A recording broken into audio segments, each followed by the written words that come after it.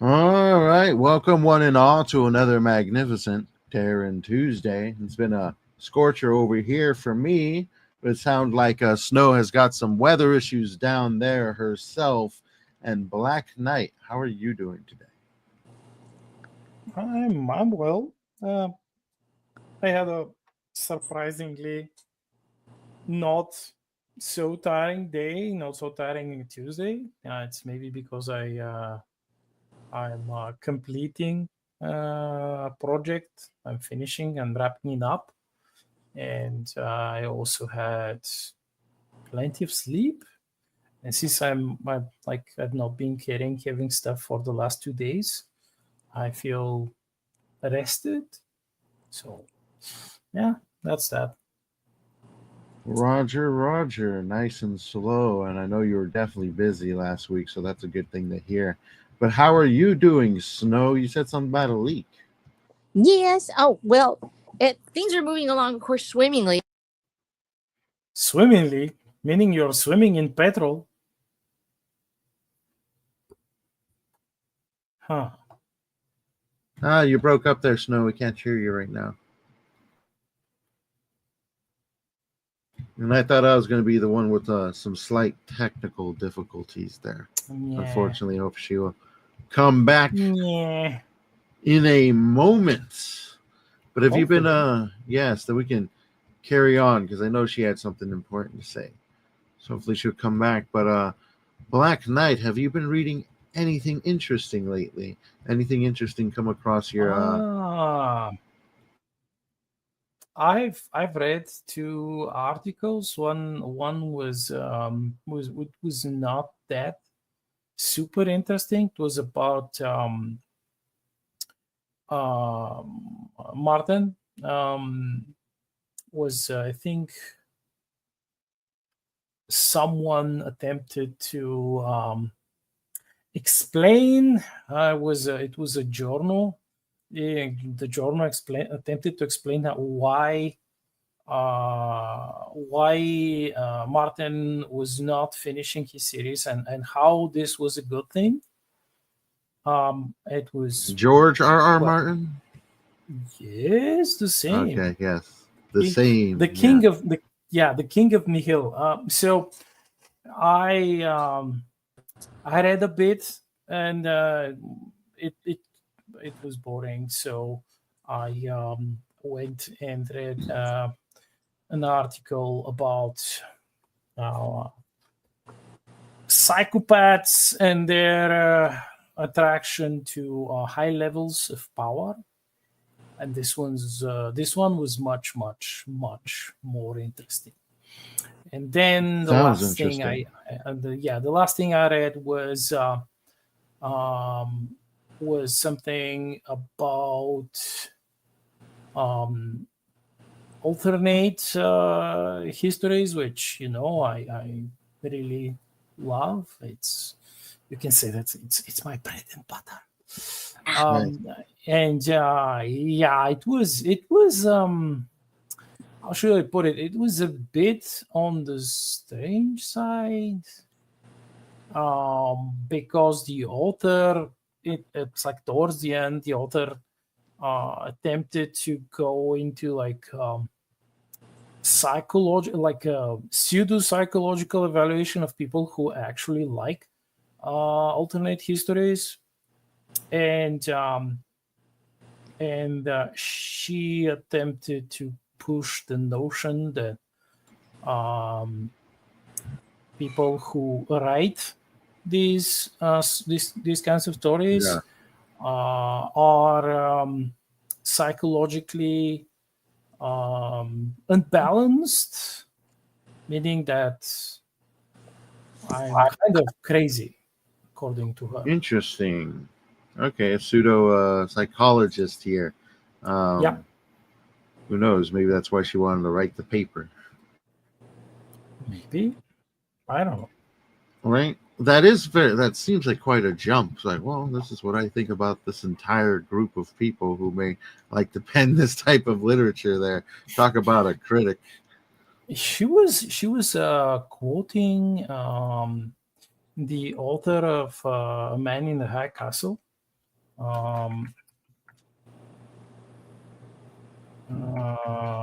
Let's see. It was what? Who else? Who else? I think.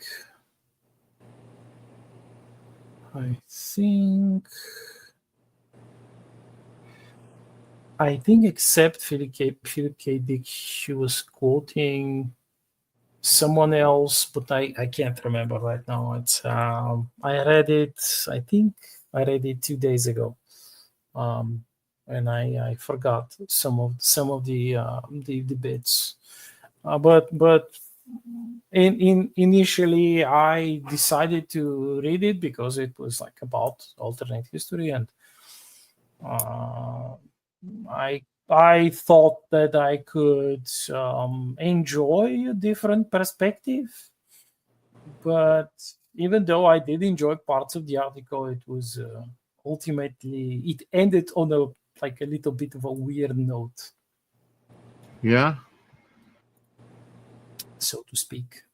What was the weird note? No, I hope it's like the leak is actually petrol, and you're going to be a millionaire.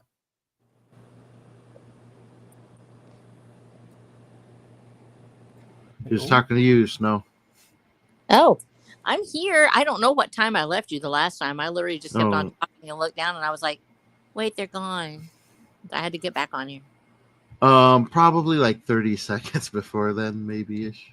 Okay, all right. You were talking about your my leak. Yes, you have a leak going on. Tell us about it.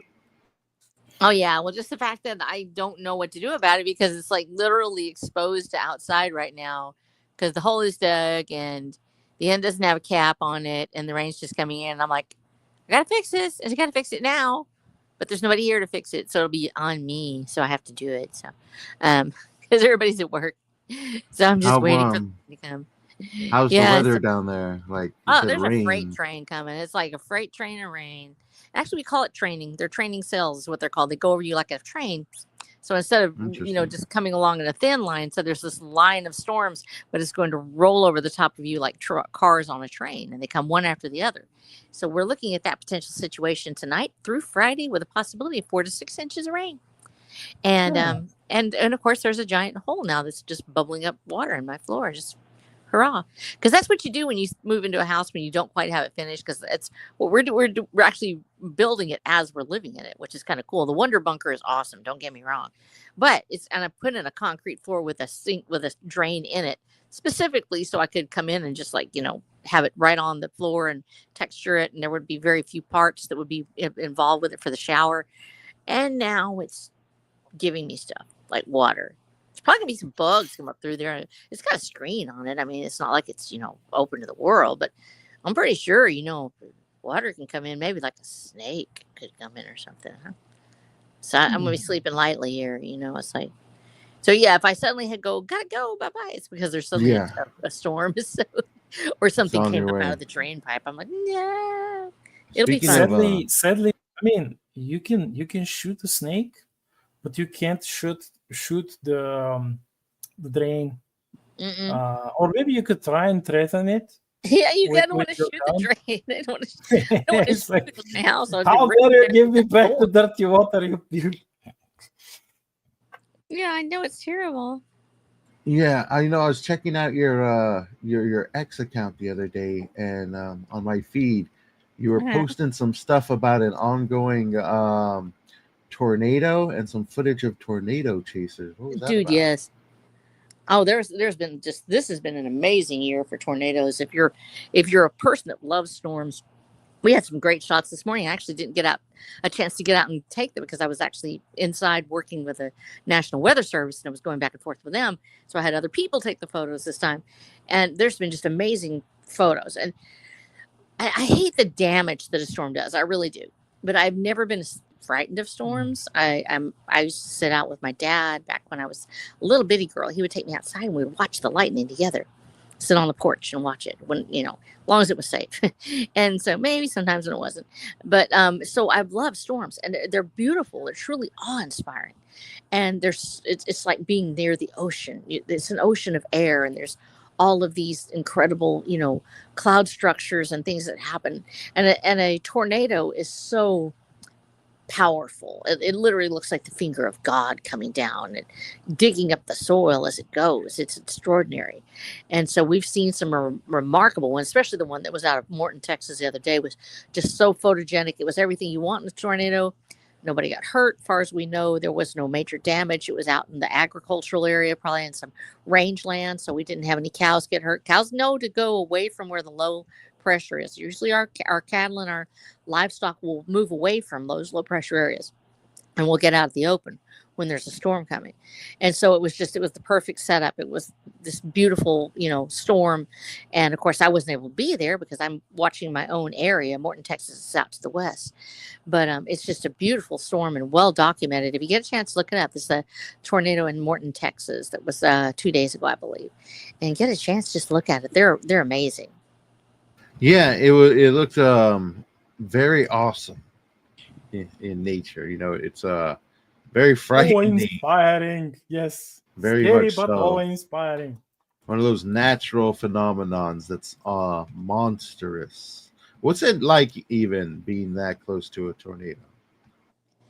Well, I haven't ever been that close to a one that I could actually see. I was actually that close one time. I was doing my internship for my EMT, and I was still working on weather as an amateur at that point.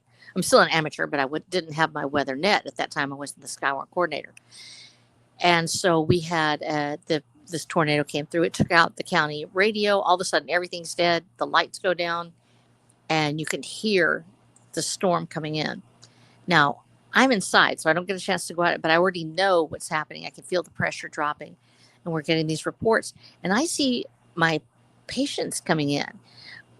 I went ahead and told the administrator, I said, we've got a tornado coming. You've got to move the people into the central portion of the hospital.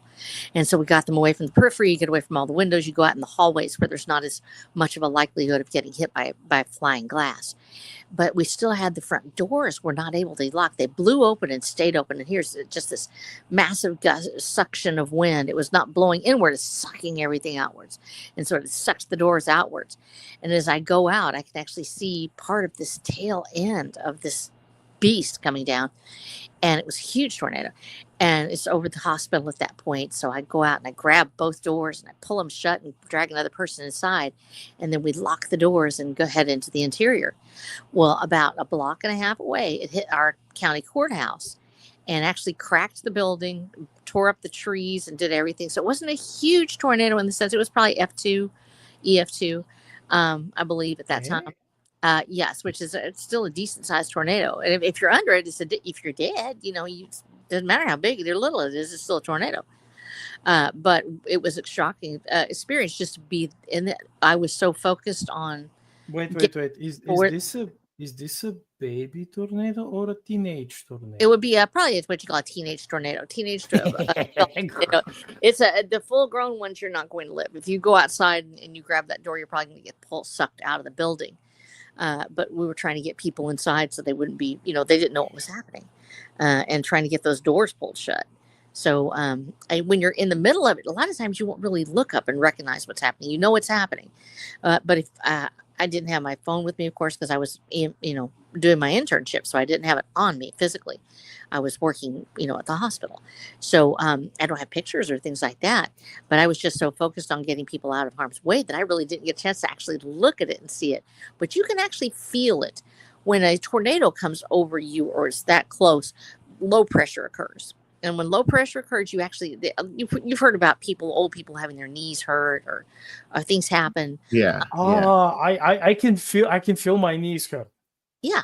Just by listening to you talking about the tornado. Yeah. Yes, because the pressure will drop so quickly, and it feels like you're in a depressurized cabin, and so your knees will suddenly hurt. Your eyes might get a little fuzzy because you'll have this suddenly almost like swelling, but it's just your whole body responds to the lower pressure immediately. And so it's a surprise that as long as we've lived around these things, you think we would know more about them, but the truth is we don't. We've just now really started to to study them. Now that we have the technology to do it, now that everybody has cameras, we can look at them. You've got to understand, when I was a child, it was called the Night of 1,000 Tornadoes. And it was literally, it was April, I believe, in 1973, 74. And we had this massive night where it was just tornado after tornado. That was one of the first times we actually got to look at tornadoes on video. Most of us, you didn't have YouTube. You couldn't find a show maybe about tornadoes that maybe once a year. Nobody really knew what they would look like. You had to guess. You'd watch The Wizard of Oz and it would show it or something like that. But we didn't have a lot of videos of it. They were so fast. People didn't just have a camera sitting around to take a picture of it. So now we do. So now we're really able to start studying these things. And especially with Reed Tim having the Dominator and the other cars that they take out. I have a friend of mine, Randy Denzer, who also works with several of the storm chasers, and he goes out and chases sometimes, and he goes back and forth with me as my spotter frequently, because I'll be relaying information to the National Weather Service, taking information from him, telling him where it might be next. And so we've learned so much more just in the last 20 years. The advent of the cell phone having a camera that's available on it has greatly increased our ability to watch these storms. And that video from Morton, Texas really is that almost the apex experience, getting to watch it as it starts and seeing it drag up all this dirt and everything, and watching people just sort of drive by and look at it, and seeing how dangerous and thrilling and terrifying life can be, knowing that it can turn. And people have to understand they're not stable. They don't have a motion. You can guess where they may go, but sometimes they will take a dramatic right or left turn. That is what happened in the case of the El Reno tornado in 2000, I think it's 13, outside of Moore, where we lost several, the Samaras, having the team that did the tornado stories for, I think it was Discovery Channel, and they had died in that tornado because it took a sudden turn that they weren't expecting. And they were professionals. They were researchers. They were not foolhardy. We had another storm chaser that also died. There were 4 storm chasers that died that day, and just had the anniversary recently. And all of us have learned from that, because they're erratic in motion, and especially the most monstrous giant ones will form their own patterns. And you can kind of guess where they're going to go, but you should never just decide you're going to go look at one up close. Chances are, if it's round, it probably will come to you. But I'm just blessed enough that I live in a place where my pastures and the prairie is open enough. I can see 12, 15 miles just down from my house. And I'm on a ridge kind of, so I'm able to see much more of the sky. And I've had a chance to really enjoy and watch looking at storms. And if I ever see a tornado as close to me as that one in Morton, I probably be a little nervous, because that was awfully big and awfully scary. Definitely. That was some thrilling footage. I got a question, because you said, they're still mysterious. Are there any particular questions, like big questions out there that science is trying to solve regarding tornadoes right now that we have yet to do so? Yes. Actually, the biggest one that we're working on right now is actually the preceding pattern.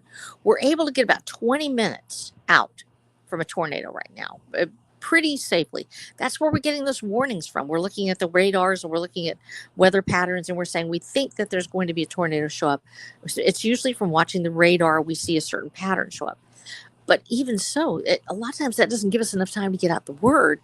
I have people on the bottom side of the storm, because a lot of our storms, we've talked about it before, radar doesn't go all the way to the ground, especially when you're out here and you're farther away from where the beams cross. I'm about 8,000 feet below the beams. As a result, I've got, 1.5 miles, in some places in Limestone County, 2 miles of sky above me. These low-based clouds, well, maybe 800 to 1,000 feet is where that tornado is coming from. And so you have this low base on this cloud, and you can't see it with the radar. You have to have humans go look at it. That's what my spotters are for.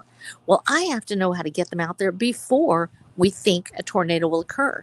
And I'm basing so much of it, actually, and I'm not bragging, this is gut instinct. It's watching the radars, looking outside, feeling the wind, and going, I believe something's fixing to happen. I'm going to go ahead and I'm going to tell my storm spotters that they're going to go out and they're going to look at this area. We're going to see that I see that there's this storm is coming in, and it's has a certain pattern to it. I'm going to send them to this area. I'm going to ask them to look off their front porch. Whoever's, I have an extensive set of spotters for me. I have at least 30 to 40 people that are active spotters. I have at least another 100 probably that are just casual, but they will send me their stuff. And so they'll go out on their porch and they'll look. And when I ask them to look, they'll tell me, I think I see a wall cloud. I see a non-rotating wall cloud, or I see a wall cloud. And then we start there. We try to keep up with it. As soon as we see it, we're relaying that information to the National Weather Service. I get online with them. I'm telling them this is what my storm spotter is seeing. I give them a picture if I can. I give them the exact location and data. They compare that to their radar and they go, we believe we may have a tornado in the next 20 minutes. What we need to be able to do is to get ahead of that by another 20 to 30 minutes if we can. And that sounds like a long time, like, well, nobody could possibly do that. We weren't able to get 20 minutes ahead 20 years ago. We couldn't get that. If we could get another 20 minutes, 30 minutes under our belt before these storms actually pop up and do what they do, that would make all the difference in the world as far as life saving. We had 33 people die last month in tornadoes, 33 in the United States. Part of it because sirens didn't go off, other things weren't taken care of. But we want to be able to get ahead of that curve, and storm spotters, especially with Skywarn and those trained spotters that are out there getting this information, even though it looks like there are a lot of them are just grandstanding or staring at the storms or having, being wild and reckless, they're getting us information. Every frame of footage that we get is one more step we take towards understanding why these storms are occurring, what exactly it is that's happening, and perhaps getting that magic bullet that will allow us to get an hour ahead so we can warn our populations that they're fixing to have a tornado. So right now, go ahead, Black Knight. Oh no, I was making a parallel with the Japanese fighting the tsunamis and how they gradually evolved, like the science of detecting the tsunamis. It's like it's quite fascinating. Yeah, oh yeah, that's another terrifying thing. Tsunamis, that is absolutely one of the scariest things I've ever seen. The ones that happened, of course, in the Seychelles, India, and then in Japan also, are just absolutely devastating.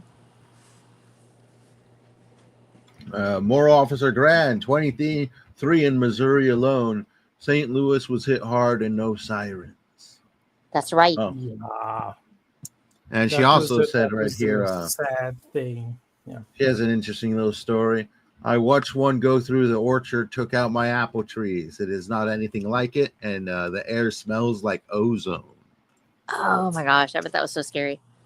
That sounds scary. I didn't know that the little alert system that we got going on, the sirens as we call them, was only 20 minutes. I thought it was like already near 40 or something like that. That was my assumption anyways. That you can get a warning if they have, okay, now, so let's say that let's say you get a warning in your area and it's like the next 40 minutes or an hour, but you've already spotted the tornado somewhere. Somebody has spotted something that they saw on radar that is already in progress.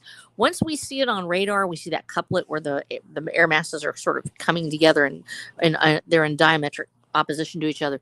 Then we have something physical on the radar. We're already able to see that, and we can tell people we have a warning for the storm because we see these things on the radar.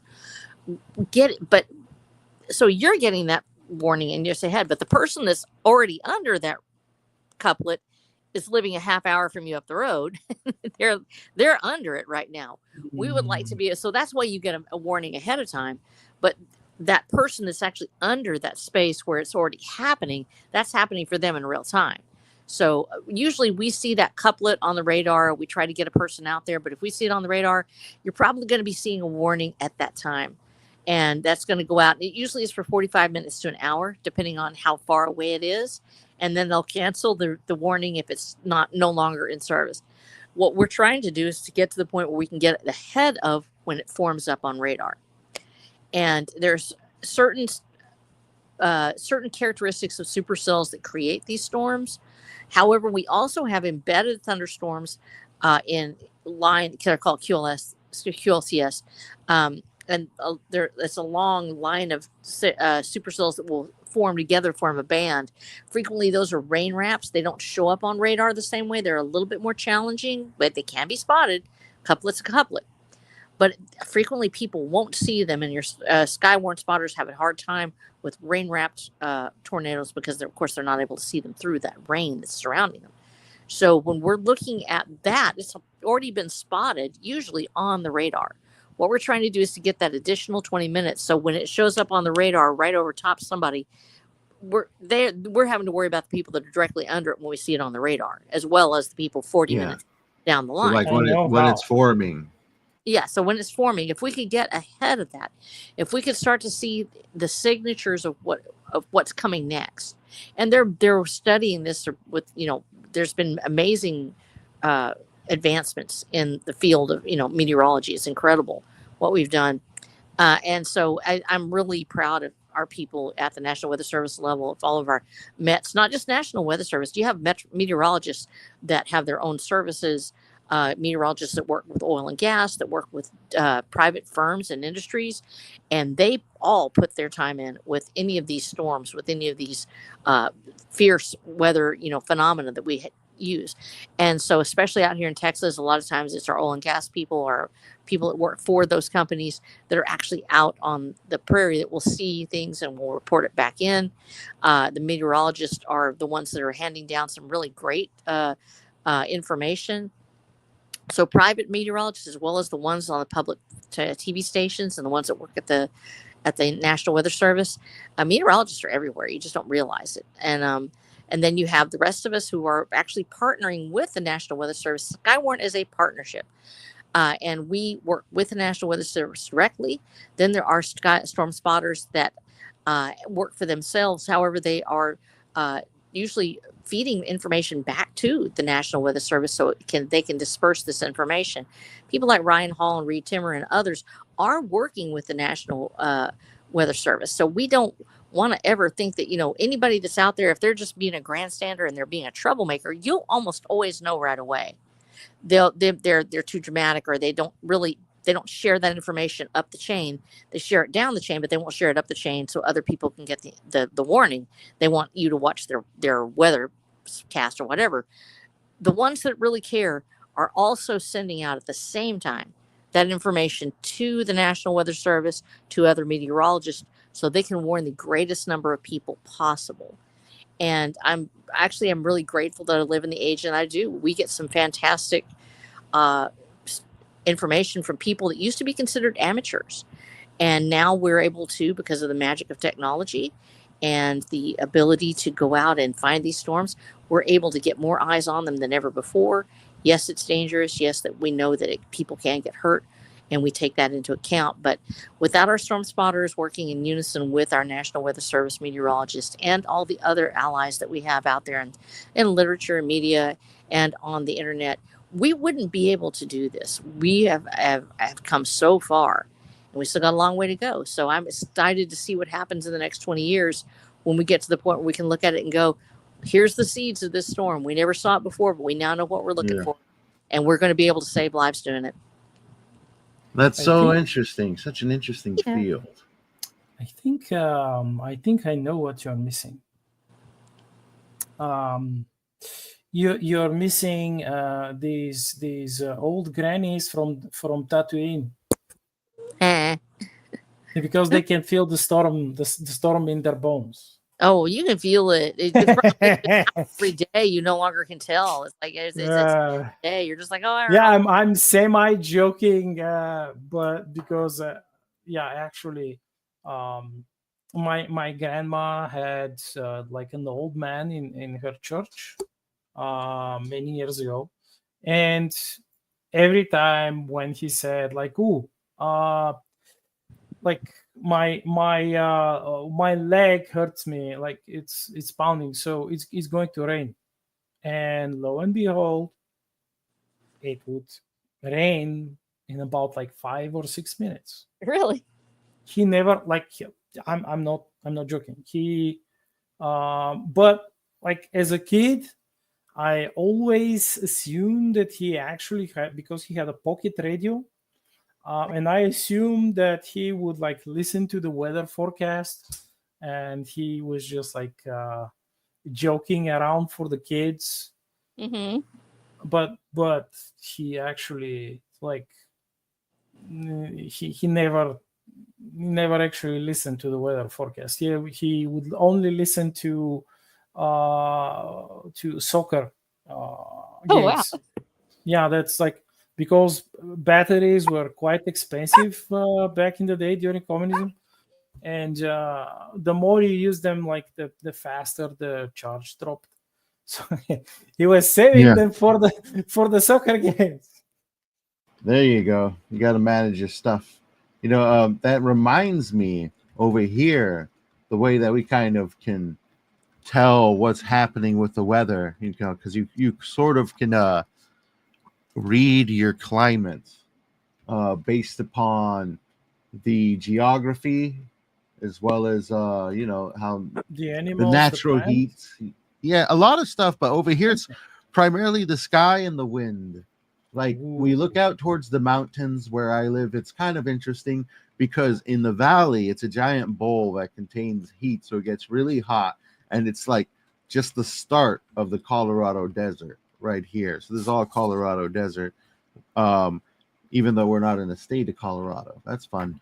Um, and it gets about 100, like right now it's over 100 degrees outside. We get like the highest I've ever seen it was 130, so it's pretty hot. um but nonetheless we will get snow in the mountains just because of the extreme radical shift in climate there, when you're just going so high up and there's so much water in the mountains. There's a lot of water. There's a stream that where fresh water just continuously flows down from the mountain, and it's all natural, and people go there to drink from it. Well, they don't drink from it, but they fill up their bottles and things like that. It's like a little community stream, if you will. And I say all this because you can kind of tell what the weather's going to be like by just looking towards the mountains. Because the mountains, the particular ones I'm facing, is facing towards the ocean, where all the wind comes from, where all the clouds are coming from, and the on top of that mountain is actually a 32-mile wide plateau. So Ooh. only like heavy winds and heavy cloud coverage ever makes it over that mountain. So if we see clouds covering the mountain moving in on us and there's not that much wind, that usually means by evening there's going to be rain. And most of the time you can tell, oh, it might rain. This might rain today just by looking at the clouds and the distance where they are from you. And I always found that kind of fascinating because I'm sure you could probably do the same, Snow, just by looking out onto the horizon. Yes. One of the things and it's actually beginning to become a lost art, and we need to make sure that our people know how to do it. We talked about this before. Being able to look at the sky and say, this is what it feels like. These are the signs that you see. What are the birds doing? What are the and actually it really helps when we have people do videos and stuff, because we can prove, yes, the birds actually will still sing even when there's a storm. They'll actually come out right beforehand. There's something about that low pressure that will make the fish bite better. If you go fishing right before a storm, fishing's great. Um, and so when you're right in the middle of it, there's certain signs that you can look for that will be very telling. One of them is the green glow that we've talked about before. If the sky's green, it's a filtration of light where the blue sort of comes out of it as those high clouds are actually up into the stratosphere acting as a filter. And it will show up as green underneath it. Typically means there's going to be some large hail, perhaps. And then you have the potential, if you have large hail, of course, for a tornado. But there's also signs that can happen hours before. Green glow, the light that glows, the plants will suddenly appear to be a very bright green. We've talked about that one before, and it's the same thing. High up in the stratosphere, we have moisture, and that actually causes this filtration effect. And so the plants will appear brighter than ever before. Some of these things will be noticeable days before. Old sailors used to be the best. They would watch the sea and tell you from the patterns of the waves when a storm was approaching off of the coast. And so these things, the signs that we look for, beyond just knowing how to read instrumentation. And so many people don't even know how to read instrumentation anymore. A Stevenson box actually used to have all of the different wet bulb and dry bulb thermometers and a high barometer that would be inside of it. They don't have that anymore. Most people don't know how to use them. And if we lose cell capability, we don't have access to our digital instruments. And so we need to have a revival of what the ways that people used to be able to find out how weather works. How are the basics of weather? And then we need to be able to talk to old people about the lore, what it means to look at the mountain and to see the misty clouds coming down the leeward side or the windward side. And when we see those things, what does it mean in the valley? That's very specific. A very specific microclimate in any valley that you're in out west, especially, is related to those. And being downslope from a cold front, if you're downslope from cold, you actually it will be much colder because it's cold air rolls downhill. And there's something about certain places in my county where we know we're going to be 5 degrees colder no matter what. It'll say that it's, that it's going to be, the low is going to be 20. It'll be 15 if that's the case, it's a huge difference when you're starting to talk about plants and animals and things like that. Lore, knowing what it is in your community, how it affects your people. The best way to find out is to go to a nursing home and go talk to some old people. And you're going to be losing soon. They're not going to be there anymore because you're coming up on the generation that started relying on the TV to tell them what to do or the computers to tell them what to do. You need to get that lore while you can. And in fact, I'm going to be looking for some great weather lore books because I know that they're far more important. Instrumentation is great. It's wonderful when you have it. But to be able to look up and to see the birds flying and you see those, the hawks or especially around here, the vultures, we have the buzzards that go up and they will rise on the thermals. And those thermals are upward rotating heat columns. Those are usually presage. If you have moisture in the air and you have those thermals, that can presage a tornado. So seeing the buzzards rising on the thermals as they fly from the bottom up to the top and way up in the sky can give you an indication that you're going to have a tornadic event, perhaps, or the potential for one. Or if it's out on a dry day and they're rising on those thermals, it means you have a heightened chance of fire weather to occur, that fires are going to be more severe because those thermals also suck the flames up into that heat, and it causes higher flame heights.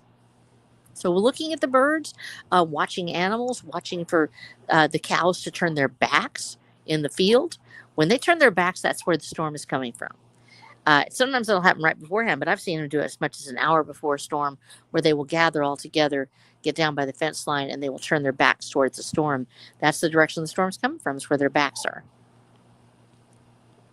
Oh, that's interesting. But yeah, you're so right. There's this whole art and literacy to nature that we've forgotten, and it's there, and you can learn it by just paying attention a lot of the times. But you'd probably stumble your way along season per season when it's best just to apprehend the knowledge that remains in the hands of those that came before us. Yeah, that's one of the sad things. More Officer Grand says, we watched the animals. We didn't have a TV, just a radio. They didn't report weather much. There you go. Yeah. Started watching animals. Sad part is that when we lose the old people, we will be losing a lot of oral based, oral transmitted lore and knowledge. A lot of knowledge which is being transmitted, translated through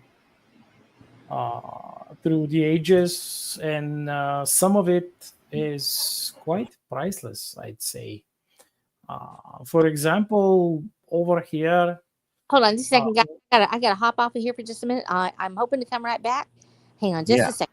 Go check something. Okay. Love you. Yeah. So we don't have sandstorms. We don't have tornadoes. But we do have snowstorms. Yeah. Those I would probably say are worse than sandstorms in a way, because I mean, snow over here, we're always kind of covered, surrounded by sand. Sandstorm puts sand on everything, but you know, you always get a little bit of sand on everything when you live out here. Snow, I mean, unless it's snowing year round, I mean, that's quite the menace. That could be it's a lot of management there. It's really nasty, and depending on what the weather was before the snowstorm, Yeah. you can have a frost snowstorm, you can have a dry snowstorm, or you can have a wet snowstorm. Yeah, the wet ones And sound dangerous. yeah, the wet one is I've known like cases where people suffered like terrible car crashes, terrible Yeah, accidents because of that. The dry snowstorm, you can't say it's safer either, because like you only have it if you have dry snow, like powdered snow, you know. It depends on, like, highly depending on the weather. And the dry snowstorm is perhaps when the weather is really really cold, and that's like the nasty part, because you have really strong, stings. and it's quite nasty. And the frozen snowstorm, you have these like almost needle-like formations of frozen snow, and they are not wet, they are ice. And sometimes you have like reports of people who have gotten like hit in the eyes, and they've suffered like eye damage from that. Just I believe it. I believe it. No, it's not fine. People underestimate wind. Oh yeah. And once as a kid, I clearly remember that there was a snowstorm with like bigger chunks of ice. Let me see. What was the exact? Snowstorm. The exact. With giant chunks of ice, you say? Yeah, it's like hail. Oof, okay. It's like hail, but along the hail you have a really strong wind, and you also have snow, and you have cold. Yeah. It's a bit of everything. Rather, it's nasty, but it's also super super rare. Yeah, I could imagine. Once we had hail down here, which was pretty crazy. I can't remember when. Really? Yeah, small hail in the desert. Yeah, it happened. But still, in the fucking desert. Ago. That would have been like super unique. Yeah, it definitely first in my lifetime and the last in my lifetime. Anomalous weather does occur, and maybe that too is a mystery. We don't know. You know, it's kind of like one of those fields. We kind of assume somebody somewhere out there in the sciences knows what's going on, but you know, do we really look into it ourselves, us laymen? Probably not. I haven't, anyways. Yeah, I was just happy that it was it ended quickly. It was like just a couple of minutes. Oh, nice.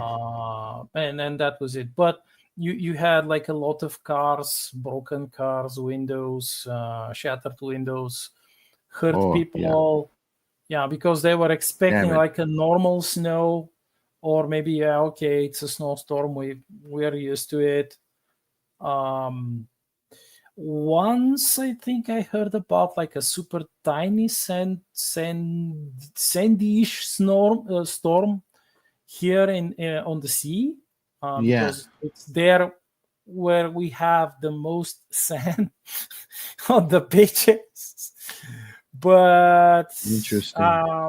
I think it was really short, and it was weak. It wasn't like super bad or something. Mm-hmm. And the last thing I've heard about, like some dust clouds coming from Africa from time to time, Oof. from the Sahara. And I was talking to like a guy who was working on a cruise ship. He wasn't a sailor per se. He was like a crewman on the ship. I forgot what. It's like he was maintaining the cabins or something. Like I forgot the word. Like is this a steward or something? I don't know. But he said that they almost crashed the ship. Like the ship almost crashed because one of these like sand clouds. Oh, Because it's like found their way in one, huh? yeah they couldn't see shit. It was like a soup. Yes. And apparently their radar was the ship's radar was malfunctioning. Sand. Yeah, I mean, I've been in a sandstorm, probably similar. I don't know. Probably much more still or something, but those are interesting. You can see them coming if you're kind of like on a hill, but surrounded by buildings, it can sneak up on you.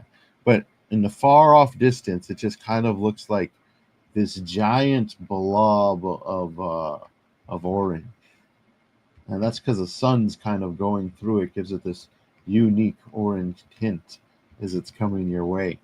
And when it hits you, it doesn't just hit the ground first. No, the particles in the air, you see those blot out the sun first. And what ends up happening is for about 5 seconds, 5 to 10 seconds, you're just everything around you is being shown through this shimmer of orange because of this layer of dust overhead. So everything is just orange now, and it looks like you're on like the planet Mars. Whenever they show you images of Mars and stuff, it's like Yeah, the same color. everything has that orange shimmer on it. Absolutely everything, which kind of shows you how the sun sort of affects color, which is something I need to look into, which I'm sure has to do with like radio waves and frequencies and stuff. But everything for about 5 to 10 seconds is just orange, and then it just descends upon you, and it's very much is very difficult to see anything, and you're just covered in dust instantly. It's in your mouth, it's in your clothes, it's in your eyes, it's everywhere. And you got to it's an interesting survival one. I could imagine being stuck out in the open while dealing with something like this. I can only see like I don't know, trying to find some sort of shelter, hunker down, and just throw your coat over your head because it's beyond blinding. And if you don't know the territory around you, you're only going to see maybe 5 or 6 feet in front of you, and everything gets blurrier as it goes. And then of course the next day, or when it's over, everything has got at least a thin layer of dust on it, but most of it has a nice thick layer just everywhere now. And it's probably changing colors. If it's like a Maybe, lighter yeah. color, maybe. This just looks like dirt, and like fine dirt. That's what a lot of it is, and of course there's debris as well. That's annoying. There's a lot of small debris gets carried along with it, picks it up because all this dirt comes from the ground, so it's not just dirt that it's picking up, but it's small debris like leaves, usually stuff like leaves that's nice and small that it could just, that's light enough to be carried with it. Heavier things like branches, usually it's not that the wind's not that bad or hitting that much that's going to carry like this giant branch, but it could tear some stuff down usually. And then your homes, if you got a little crack anywhere, like a cracked window, dust is just going to be all over that area, scattered across the floor. Yeah, and this isn't like snow that melts over time. Yeah. You got to manually get rid of this. The snow. Do not forget that the snow also gets it also gets Like dirty. a slush. Yeah, no, it gets dirty. Yeah. So Dirty we snow. have sometimes we have like not white snow, but almost like a gray blackish snow.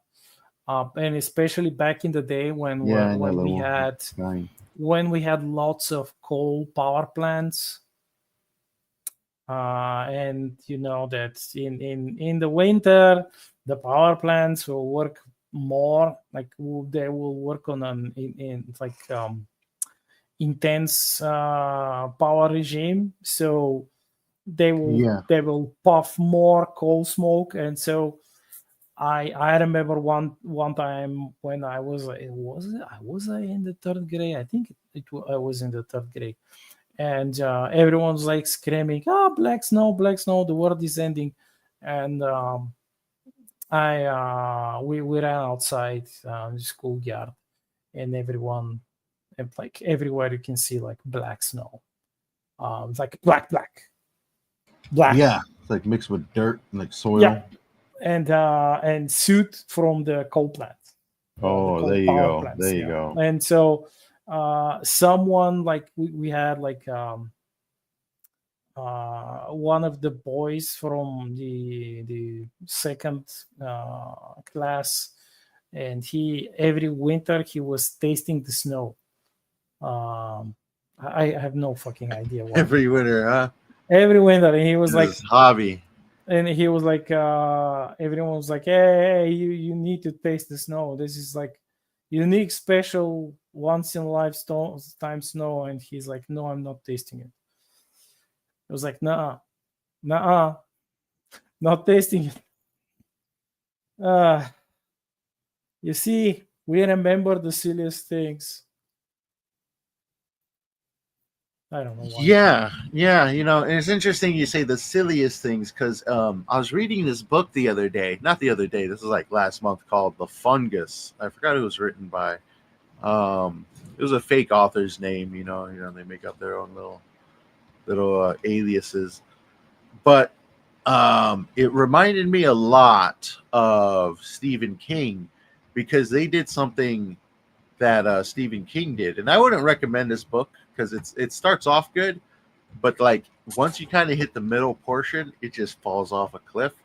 But what started it off good is it was about this disease, this fungal disease that was spreading across London, and it did something that Stephen King did, and it was give details to these various victims' lives.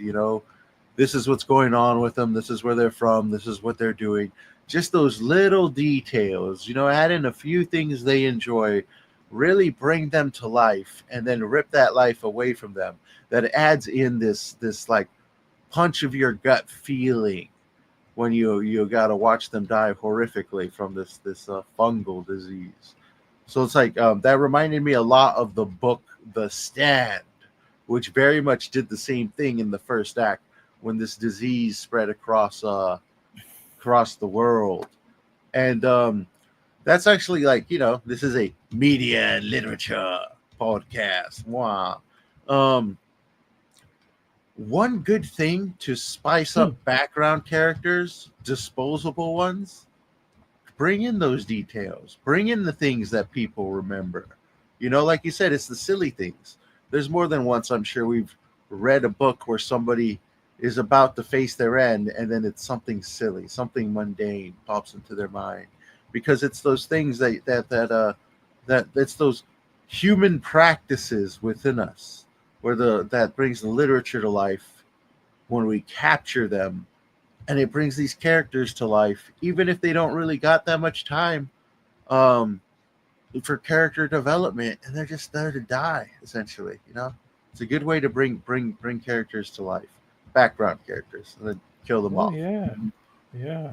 That's even perhaps even better if you have like a background tertiary secondary villains, which you know that they're going to die, and even like some a band of idiot underlings, but they're led by someone who is a little bit better. Like just give them something, a little something that something maybe silly, but something distinct.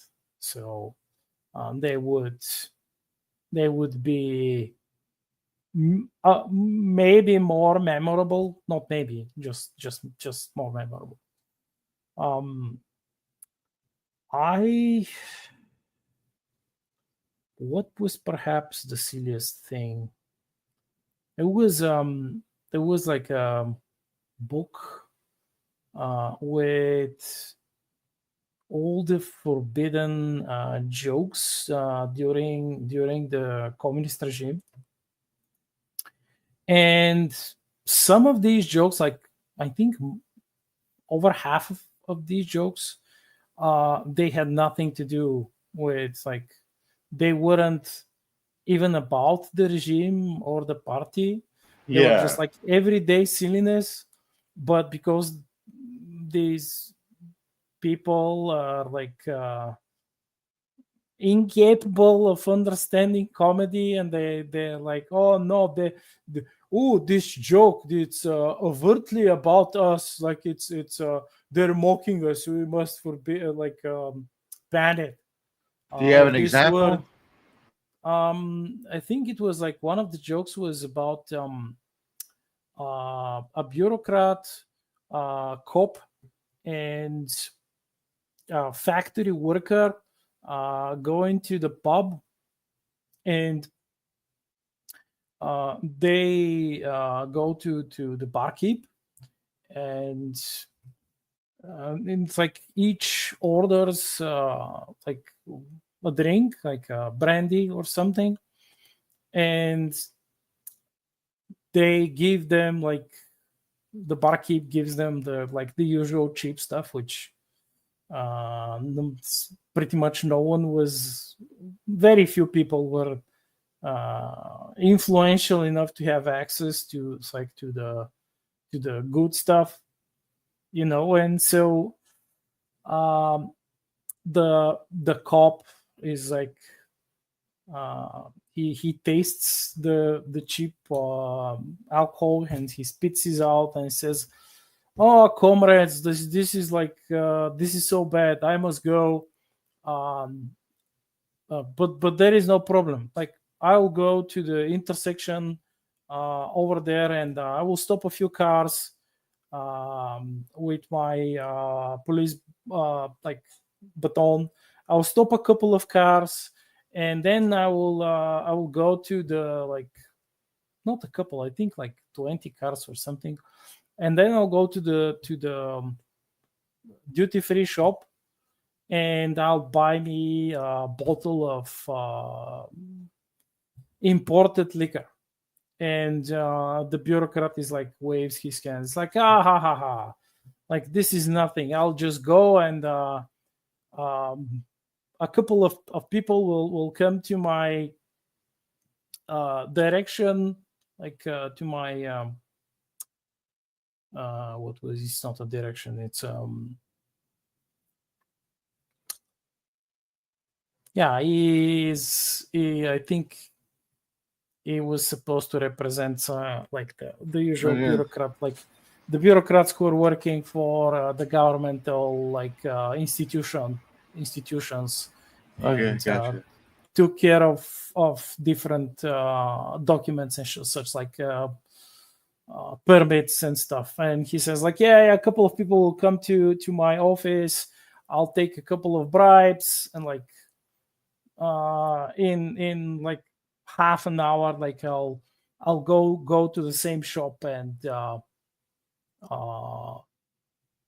buy the same quality alcohol. and the factory worker is like he's silent.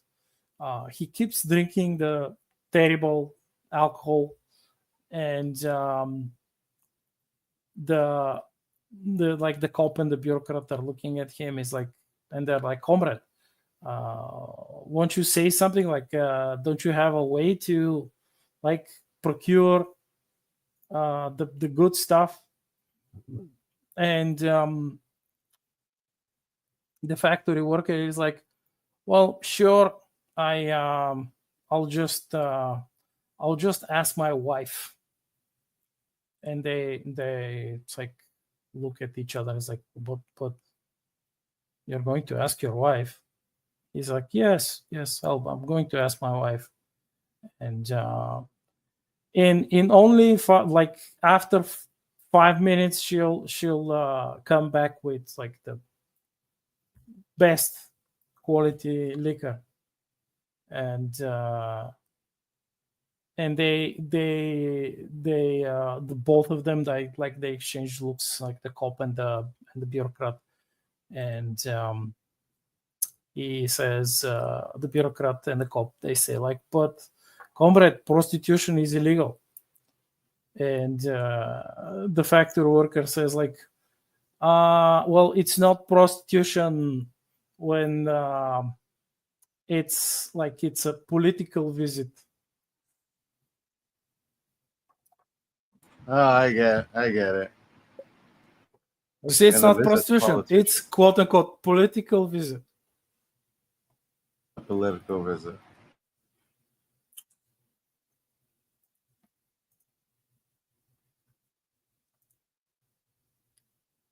You know, jokes from behind the Iron Curtain, everyone. Well, this is one that I remember. That's banned jokes, mind you. There's a banned joke. Yeah, there were. I think. So how did they deal with that? Like, did they have someone that memorized all the banned jokes? Because they're banned and you're not supposed to know them. Like, what's going on? Well, they had. Well, they had like people who went to the bars. Like, there weren't that many bars, but like there were some, and they would go there and they would listen in and wait for people to get drunk and start telling jokes. And in some cases, they would circulate, they would say the jokes themselves to see how people would react. And there was like a famous case before I was born when one of the chiefs, like of the political bureau, I'm not 100% like how it happened, but he was arrested by his own people, his own men. They arrested him and they beat him up while they were arresting him because he was like offering, talking trash. He was like, he was not having it. He was like, you fools, don't you know who I am? Like, you're all going to get vanished, blah blah blah. And they're like, who the fuck do you think they are? And so they beat him like really bad. I think they broke his jaw or something. Shit. Wow. And when they dragged him, like all black and blue, they like beat him black and blue. So when they dragged him back to their station, and his assistant saw him and immediately recognized his boss. It was like, you morons, what the fuck did you do? And like, needless to say, they all got like some prison sentences, I think. Well, they weren't killed, but they spent like a few years in some nasty prisons. And so all over a handful of jokes. Yeah. And like mostly because they beat up like a high standing secret police boss. And I think that it's like similar cases happened also in communist, quote unquote, socialist Germany. Mm-hmm.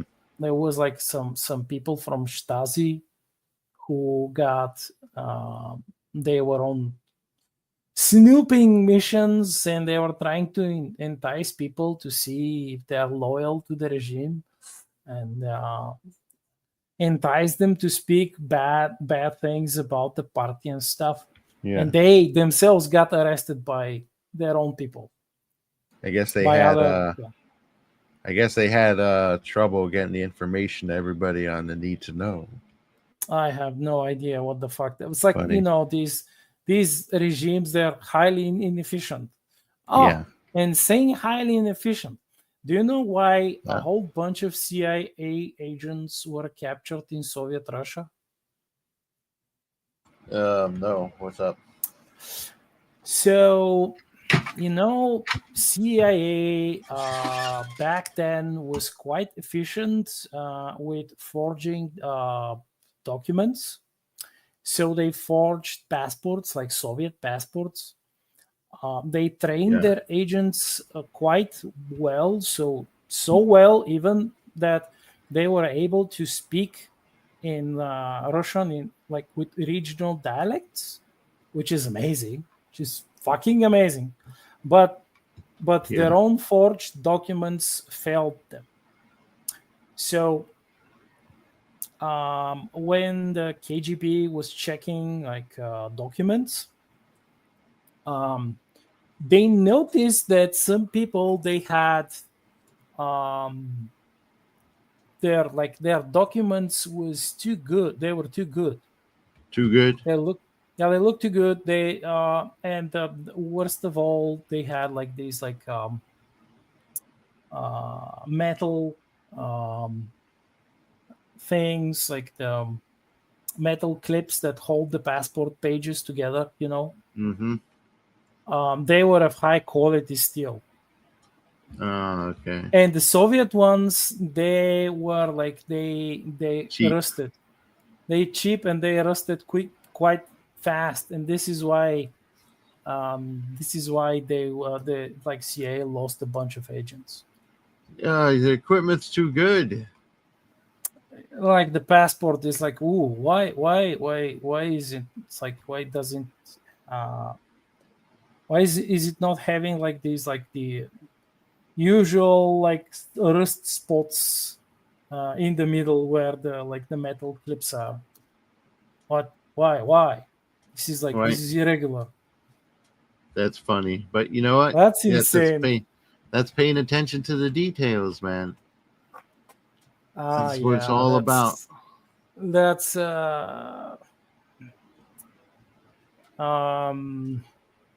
something else. There was a case where Soviet agents were captured in England, I think, because they were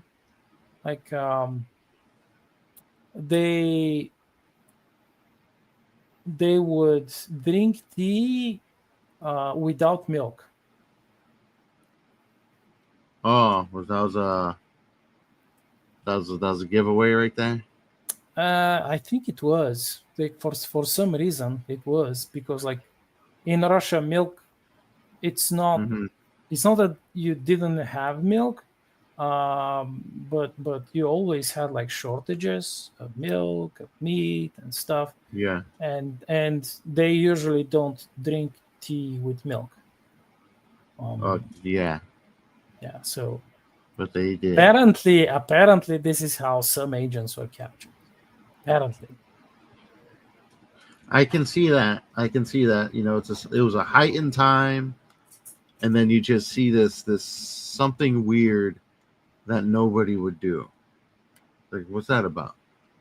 Yeah. Why are you doing that thing there, guy? Who puts milk in their tea? Yeah. Like that movie, Inglourious Bastards. Yes. Where the three guy fingers, was yeah. the fingers, yeah. Something like that, something exactly like that. And for us, for most people, it was silly, but for some people, and in specific situations like that, it's like a dead giveaway. Yes. You have to be so familiar with the culture. Well, you have to be as familiar as somebody who was raised in it if you're trying to pass for that.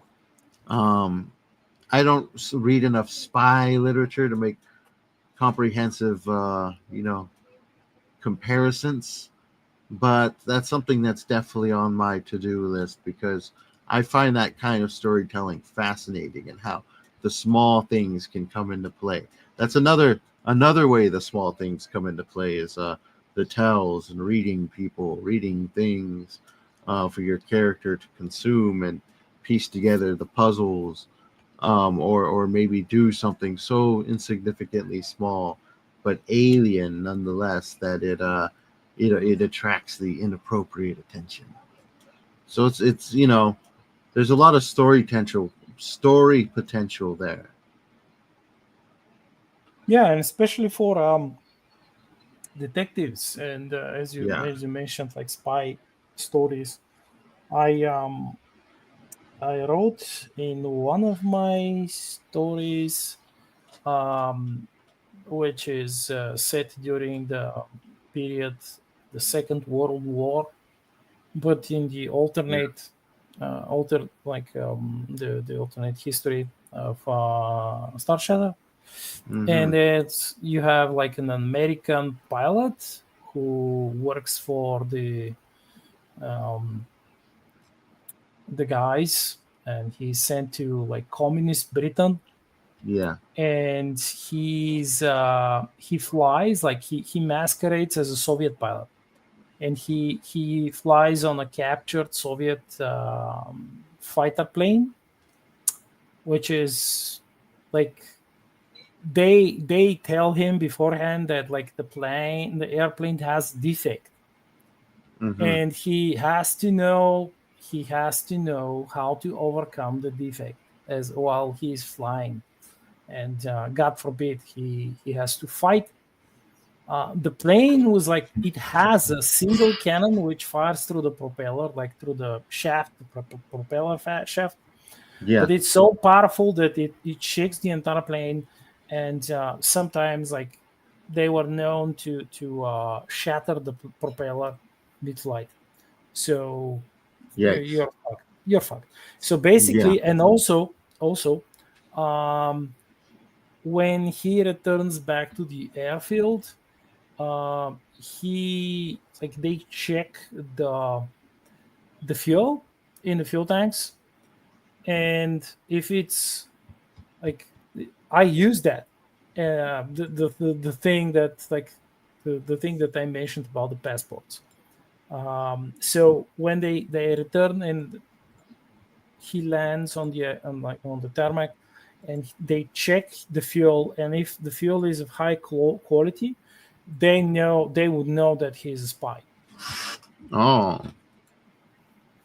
and that's a great use there as well. And then that's where you can like also, because a lot of that comes from culture. You have to either create these fantasy cultures and think about the minute details that people go practice about their lives, or you have to study those cultures you're going to write in for the potential to pull these things out. Like a lot of the time, we'll see assumptions of culture make their way into forms of historical literature, historical fantasy, particularly, say, with the Vikings. For instance, most people don't know that there's greater evidence for the Vikings not having tattoos than them having tattoos.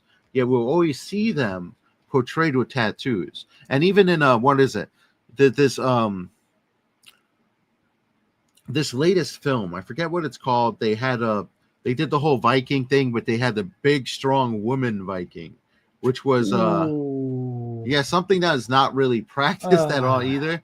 There's a lot of that, but a conversation that I seen wrapped around that was people saying like, oh, it's fantasy, it's fiction, it's this and that. But our No, conversation, up to this point, I think it lends it's a lot of lame. credence to exactly. It's lame, and lame. it's like No. it lends a lot of credence to studying these cultures and their very minute details within them that people practice, because you can wrap your characters around that culture, pull from it, create drama, create thrills, create action, create horror, all in studying these various cultures that we say we kind of want to bring to life, or show representations thereof, instead of just kind of wearing them as skin suits. And there's a lot there in all cultures socially to pull from. It doesn't matter what culture it is.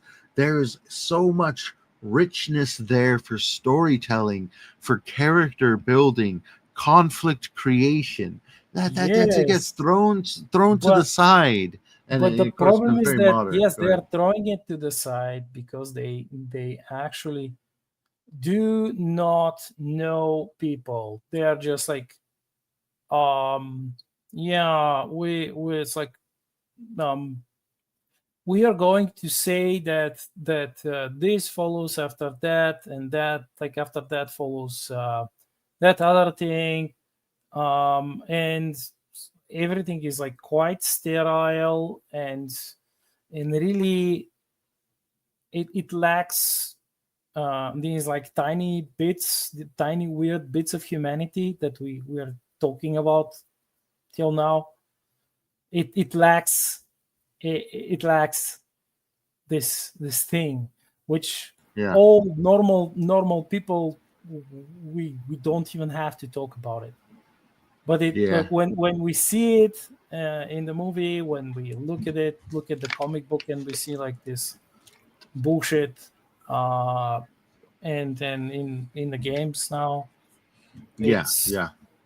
A lot of made up history, pop culture history, or pop history that's just, it's bullshit. Lots of it is bullshit. We got a question here from Frederick.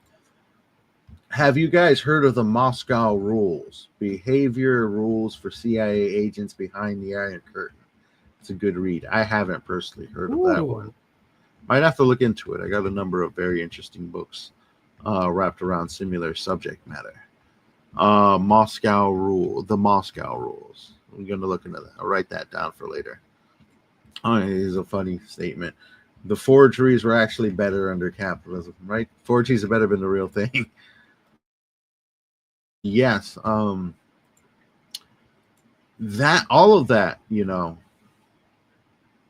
just so much rich history that's been forgotten, and so much bullshit history that's been replacing it, that it's probably damaged history more than we know. And it yeah, makes me wonder, if I had the time to really go out there and study this stuff on a grander level, I would. But darn, to dig into a culture is magnificent.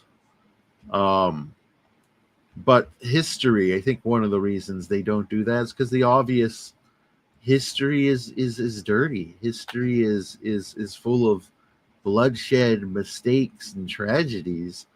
And also, adventures and triumphs that are not as black and white as we'd like them to be. It's just part of where we have come from before us, and it seems our storytelling is really just forgotten the importance of trying to portray history as it was, for the sake of the future. That's what we're losing. eh,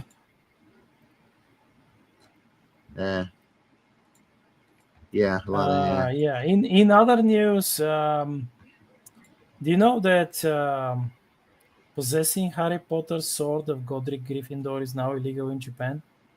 What? Like Yes, a replica? yes, a replica. It's Okay. illegal in Japan. Yeah, because they have this like really old law about carrying swords, um, that began during the Meiji Restoration, when they were practically removing the privileges of the samurai class, Okay. and they were cutting their top knots, Ooh, and they not were the taking the nuts. swords. Yeah, well, the knots. Not the knot is Yeah, quite I know. I symbolic. know. Yeah. Yeah. If you Yeah. watched like The Last Samurai, you remember that scene where one of the soldiers was cutting the son of that Yeah. rebel Katsuboto with his bayonet, which, yeah, they fought like that. There was like a fucking civil war. Mm-hmm. It was quite bloody. So, but the sword of Harry Potter is banned, even though they were selling it. But the cops informed them that it's like It's the a sword sword, of God. buddy. Yeah, it's illegal for civilians to possess. So they're like firearm and sword something law. I forgot. There was they have regulations. So they basically, I think they reimagined the law, Yeah. so people could actually have like pieces of art and replica swords and this and that. So yeah, they're not unreasonable. But if the sword is like pointy, really pointy, even though the edges are like they're not sharp, Yeah. it's still considered a sword. So it's considered a weapon. So yeah, it's, no, Warner Brothers Studio. That's interesting. The That's another aspect of culture that gets lost is law. I remember watching a what was it? The show Farscape. If you remember that one, it's like a science Ooh, fiction show. yeah, I was yeah. watching a law-based episode, and they kind of digged into the whole law stuff. But like after spending like the last 4 years, sort of working with people who work closely with the fine aspects of the law in my professional life, um, you can really see how the portrayal of the law in a lot of television is a fine example of people sort of running off of assumptions instead of trying to really capture the essence of something and wrap a story around it. Because a courtroom in itself is is supposed to be a place of honor and conflict.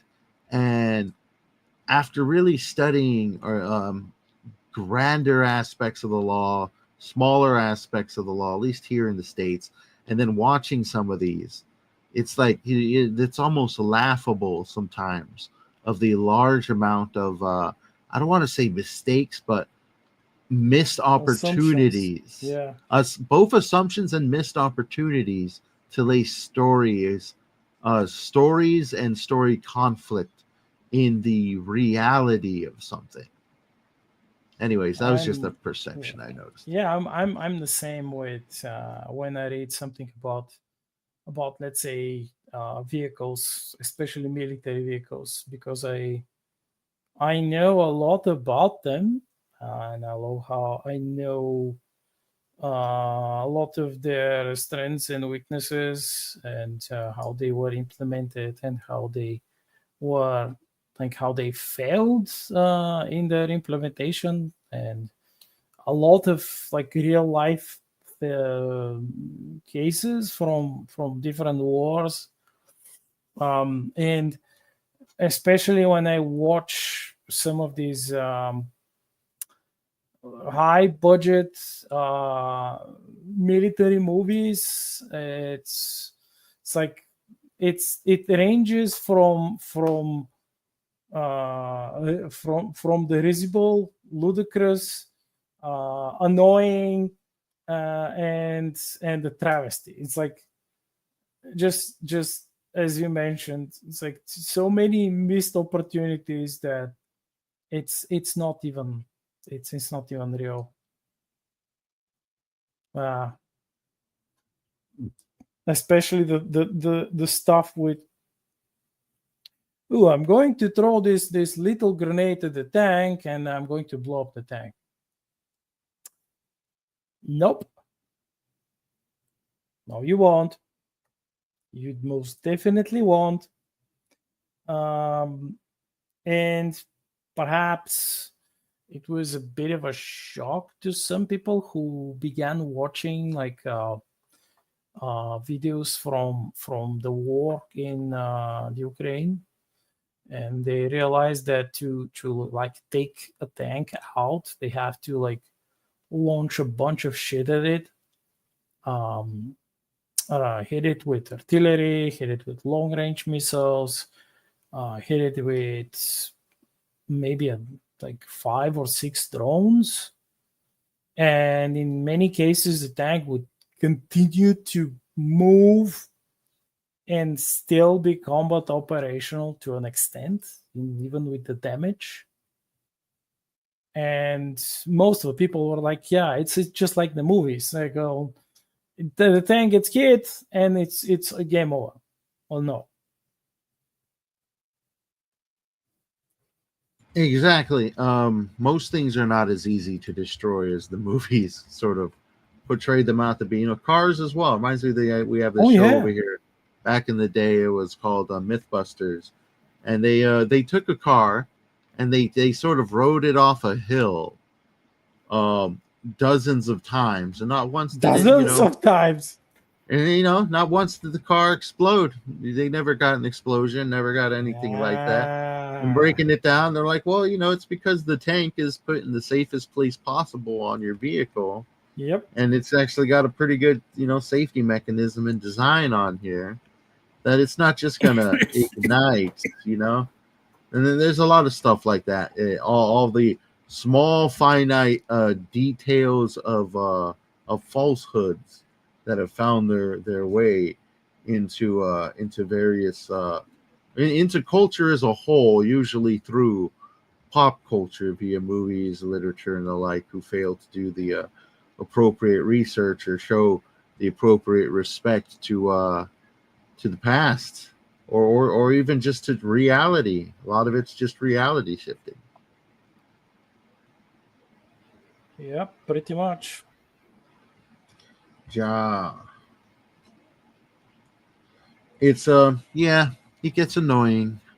Unfortunately, it doesn't look like Snow's going to be rejoining us soon, which is sad because we're getting close to the end. I just hope that it's not a really bad, a big issue. So we'll find out. But we're about to close out. Black Knight, where can everybody find you?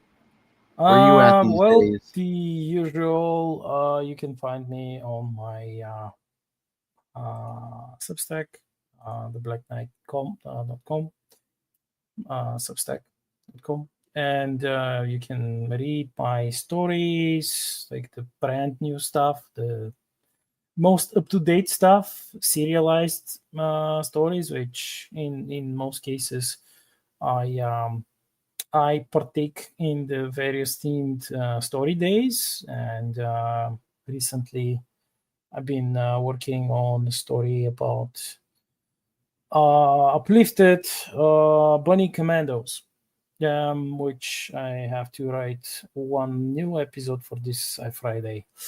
Otherwise, you can find my books on Amazon, the Star Shatter series, and the 2 story collections, Mandate Sword and Railgun, and nice.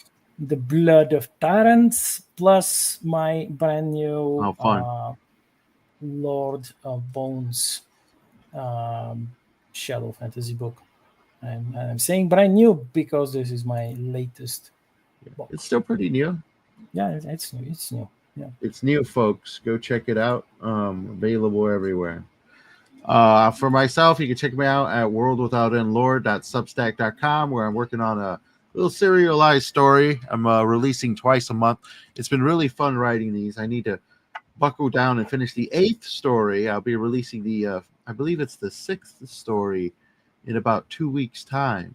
We're releasing the 6th story. But thank you all for joining us. Morale Officer Grant says, I have to say good night. This was interesting. You all stay safe until next week. Yeah, stay safe till next week. You can take all the risks you want there. Frederick, have yourself a good night. Dear sir, our dear listeners out there, thank you for joining us. If you're watching this on the replay, give us a like. Give us a shout out by sharing it with your friends. And leave a comment down below. Tell us how much you love us. But with that said, we are out of here, folks. Have a wonderful rest of your day. Stay safe out there and don't burn anything down. Bye-bye now. Arrivederci. Bye.